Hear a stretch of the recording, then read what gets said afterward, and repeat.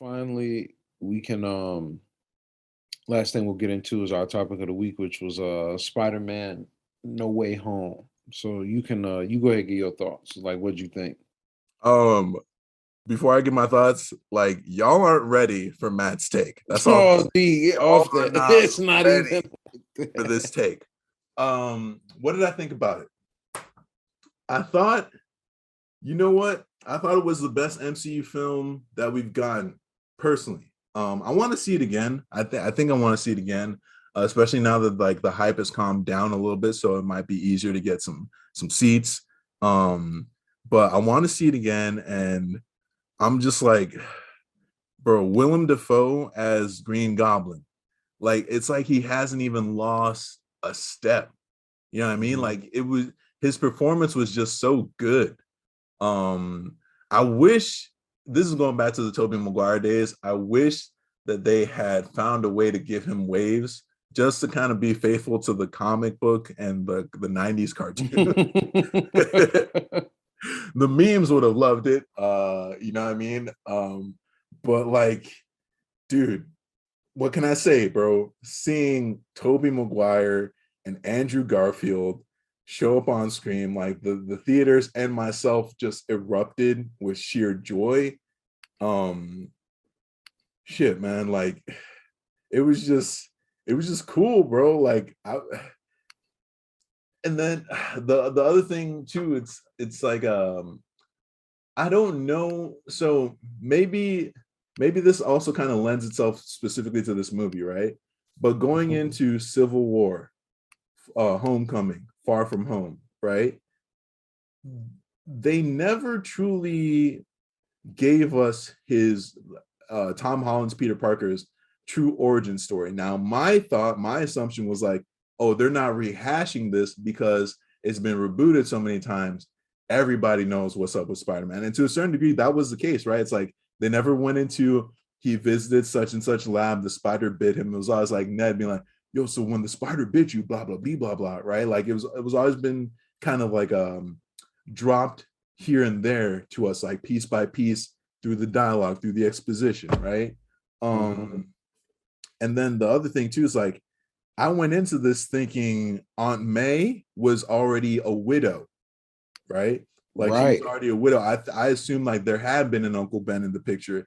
He had passed away, and like Aunt May is like, you know, she's taking care of Peter or whatever, but like, you know, she was a widow and now she's like single or whatever. So that's what I had assumed, right? And then when they hit us with the turns out Aunt May is going to be this incarnation of Uncle Ben, right? Did we say spoiler alert? No, we said spoiler alert for this like Man, it don't matter. If you ain't seen the it very at this beginning, point, you gonna be all right. right? Right at the beginning, right? You said spoiler, but it's like when she said with great power comes great responsibility, and she got hit with the glider, man. I was like, oh, that's a wrap. Yeah, that's death. I thought she was gonna die right then and there, but then when they delayed it a little bit, I was like, oof. That's rough. That's rough. I was like I went into this I thought when they rebooted with Tom Holland, I was like, man, am I gonna see Uncle Ben die for a third time? Like in my life? Man. Like I saw him die in theaters. Tobey Maguire, I saw him die in theaters. Andrew Garfield, I was like, all right, when they gonna cue it up? And I thought that they moved past all that, and then to see him do it with Aunt May, I was like, shit. But again, it was necessary for his development. It's almost like taking the whole movie into consideration. Actually, the whole MCU franchise into consideration from Civil War to No Way Home, right? It's like Mhm. they're setting it up so that he isn't even truly Spider-Man yet. Now he can be Spider-Man. Now he's got the OG colors, the OG costume. He can be Spider-Man since he's gone through that one bit of like character development trauma, if you will, that relates him to the other Peters from the other multiverses. Um, Mhm. Another thing I thought too is like he's not like when the first time I saw that first scene where Green Goblin, like not Norman Osborn, but Green Goblin gives him that work, like tackles him through floors. You know what I'm talking about? Mhm. Tackles him through floors. It made me think, yo, we don't give Tobey Maguire's Spider-Man praise in terms of how strong he was and how he had hands. Because it wasn't one-sided. Like, for sure, Green Goblin was giving him that work too, but it's like it wasn't as one-sided as that first match between Holland and Norman was, man. Like that shit, like he got like mollywopped by Norman Osborn, well, by Green Goblin. And it's just like I feel like because if you I'm like tripping on my words, right? But if we think in terms of timeline, high level, No Way Home, they're already at the age of college applications and waiting on the response letter from the colleges, right? So that would put them at like what, 17, 18, right? Yeah. First Spider-Man, Sam Raimi Spider-Man with Tobey Maguire, he's already in college. So he's got to be at least, well, I mean, he just graduated high school. He's got to be going into college. So he's got to be like 17, 18 too. I contend that Tobey Maguire's Spider-Man at that age way stronger than Tom Holland's Spider-Man at that age. By just based on how you see them deal with the same opponent, like Green Goblin. Like Tobey was throwing punches. Like Tom Holland was like still primarily relying on like web attacks. Like all the movies so far, you haven't really seen him throw hands until that very last scene. And like Tobey is like, bro, you can't just take his glider and murk him. That's not what we do. That's not what we do, you know. Supposedly. Yeah. Even though like you got to wonder how some of the Sinister Six got there, right? Some of them were like, yeah, I was fighting Spider-Man and then darkness, you know. Like, so Spider-Man killed you. I mean, yeah, but yeah, I'm like all over the place. But that's partly because y'all. All right, I'm gonna give it a countdown for Matt's hot take. 3, 2, 1. Tell him what time it is, bro. All I'm gonna say is we got the Sinister Six in this movie. Now, you would believe that you didn't, because after Peter does the stupid thing that he does, and messes up the spell and brings everybody to their world or what have you. We bring Sandman, Green Goblin, Electro, and we get Doc Ock as well as the Lizard. That's 5. The 6th villain is Tom Holland's Spider-Man. Peter Parker is the 6th member of the Sinister Six. Everything in this movie is this dude's fault. We start off in the movie with everybody finding out he's Spider-Man. Now, in some way, some shape or form, or some weirdo world, I'm sure you would feel like, oh, maybe that wasn't really his fault. It was his fault.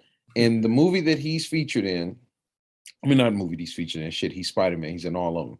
In the second movie, he gives Tony's glasses to the villain of the movie, like an idiot. Now, I get that he just randomly comes upon himself. And again, we also have to somewhat give credit to what his age is, and I even take note of that in the film.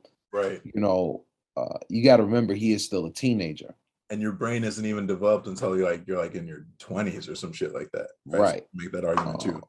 Yeah, he does have that argument. And, he's just really, really book smart, which is cool. Now, my issue is he started messing with things that he didn't know about and didn't even refer to the person that did know about it. The expert. He ignored him and created a chain reaction of events that even when it was time to fix them, he made it even worse.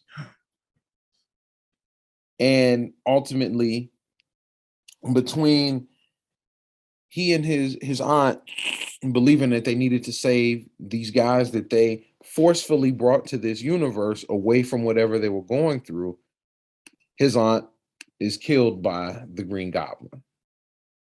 And he suddenly decides now that he's angry about this. I mean, I'm saying suddenly, but it really made me upset because the way that I felt was this was his fault. Doctor Strange is trying to do this spell for you that he shouldn't be doing for you in the first place. You're continuously messing with it. And as he tries to fix it, You don't like how he's fixing it, so you decide to fix it a certain way. And because of that, he ends up losing his aunt, who just ended up just being his aunt. Like, the one thing that was interesting, I will give you that before I get back into the take or whatever, is Mhm. that there's never an Uncle Ben. Yeah. Uncle Ben's never mentioned. You know what I'm saying? That because what it ultimately is his it was just his aunt singularly, and Yeah. we never really get that. So it was cool when he has the great power, great responsibility moment with the other two Spider-Men who caught that moment from Uncle Ben Yeah. as opposed to their Aunt May. Hmm. So I thought that was cool. But no, man, Peter he's the villain. Peter is the other villain of the movie. I would, in fact, even argue he might actually be the villain of the movie. I don't think it's Willem Dafoe. He brought these people here, and it's like, you know what it is, man. Honestly, Peter is just a bad decision maker. He makes a lot of bad choices. At the end of the movie, he makes what's probably his best choice, which is like, what if everybody just forgot? Which is going to put him in a very interesting space, right? Yeah. Excuse me, going forward, throughout the rest of the Marvel Cinematic Universe, because you was Iron Man Jr. He was Yeah. like Iron Man's son for Yeah. like, and truthfully, he was like a son-like figure for Yeah. Tony. Oh no, like they like make no bones about it, right? Like they deliberately set that up, right? Yeah, so he loses that. He has to lose his girlfriend. He loses his best friend. He loses everything, but he gets a chance to restart, and restarts with like a suit that's more similar to what we believe to be his classic suit, or what looks like his classic suit. But Right. as far as I'm concerned, Peter Parker was the sixth member of the Sinister Six. Like, it just didn't make any sense. It's like, yeah, it's cool that you sent everybody back, but like the hassle, Was because had you unnecessary. just sent these people back, your aunt would still be alive, and you wouldn't have run into a villain that, if we're being real, you were not prepared for. Yeah. Now, to be fair, let's take a look back at Willem Dafoe's his Green Goblin, right? He got at Aunt May. He got at her Yeah. in the first time he While ever she came was across her. praying. While she was While praying. she was praying, had her where she was having like Finish damn it. near a psychotic episode Finish up in the hospital, man. My man really came through and did damage. And I mean, the whole psychological thing and the split personality of Green Goblin and Osborn. I mean, this is what you gotta understand, right? Like, in Peter's universe, in Tom Holland's Peter Parker, right?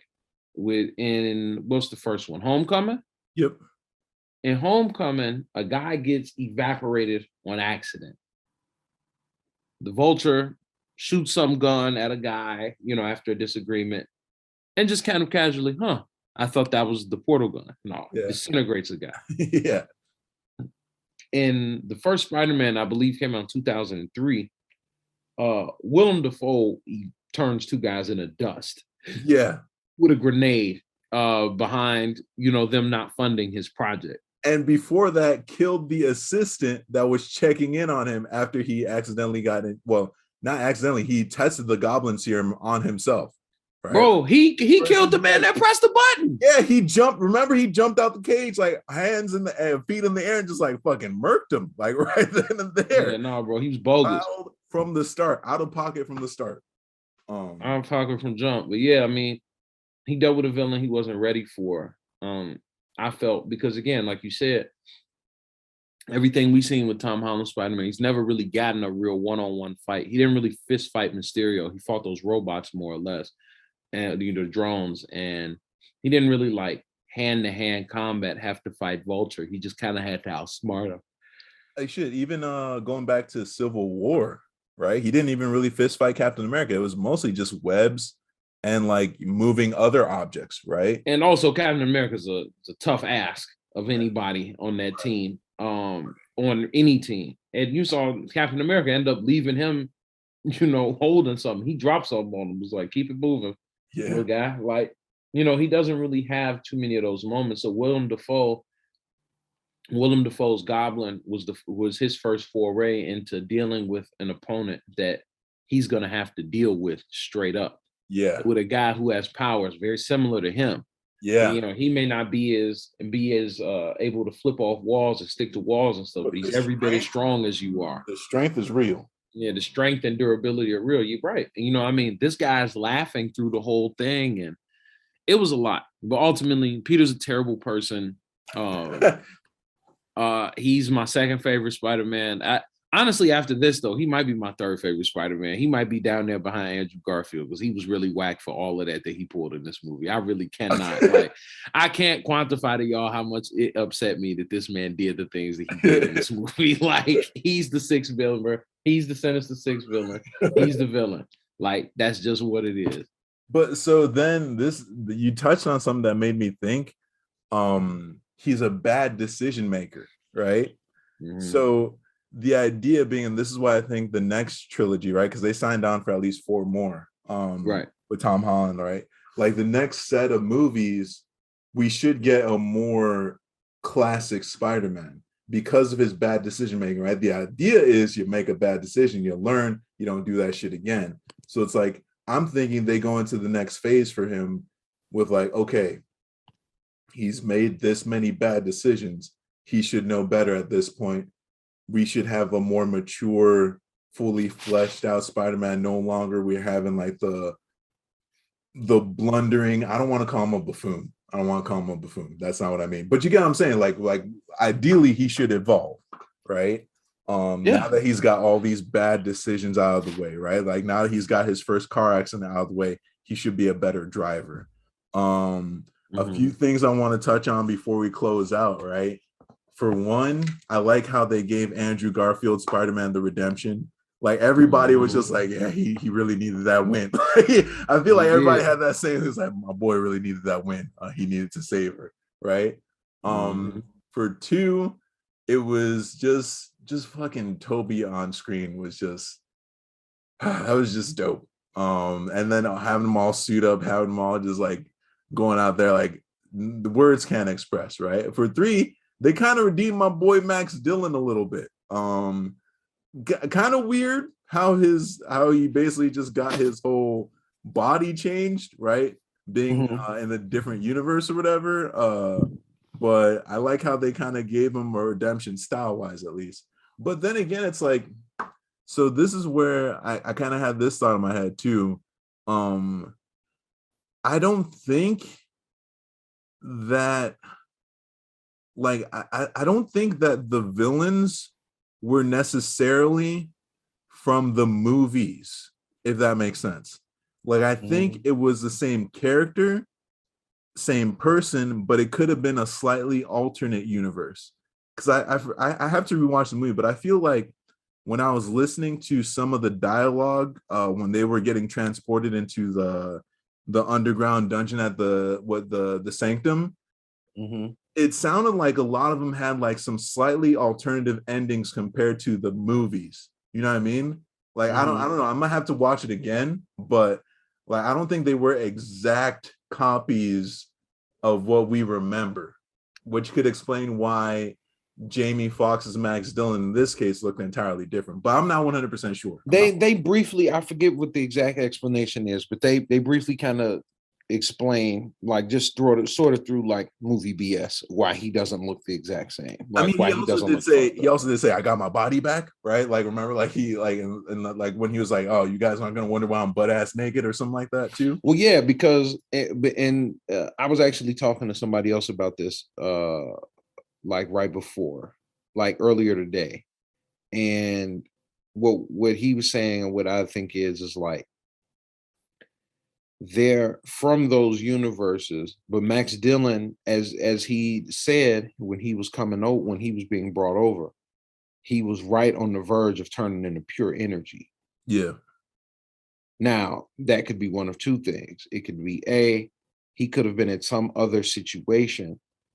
You know what I'm saying? Maybe he ran back into Spider-Man again or whatever the case was. But when we see Amazing Spider-Man 2, that moment when he's turning into pure energy was when they're at the power plant. Yeah. That's kind of what he's talking about. The dubstep scene. Yeah, basically, to a degree. But yeah. So I believe that was from then. like that version of him came from right there. Because Yeah. there's obviously the Spider-Man that we got came from a different period. Like they're older. They weren't like we didn't get Peter from 2003. Oh no, we got like older Peter, youth Yeah, it's master like Peter. he definitely like older Peter and like veteran. He was the veteran Spider-Man of Yeah. all of them. So um yeah, I just kind of looked at it more or less like that. I just figured they were just from like different, like they're from that universe, but just like maybe a few years ahead or a few years behind. That Yeah. was definitely bad. No, I understood that about the Peters. It was like for the villains for me, where it's like, especially with Jamie Foxx's character, where I was like, they might not be exactly. Um, Yeah, but I mean, but see, think of it like this. By the time the lizard got healed in his movie, so yeah, why is he the lizard now? You know yeah, what I'm saying? Like they just brought him, I believe, more or less from those different little times. yeah. It definitely made me think of like a lot of people hopefully watched What If, because it Hmm. What If also kind of explains some of the stuff we're talking about right now too. Um, but yeah, like I think Matt, your hot take is wild. I remember the first time you told it to me, but it actually makes sense.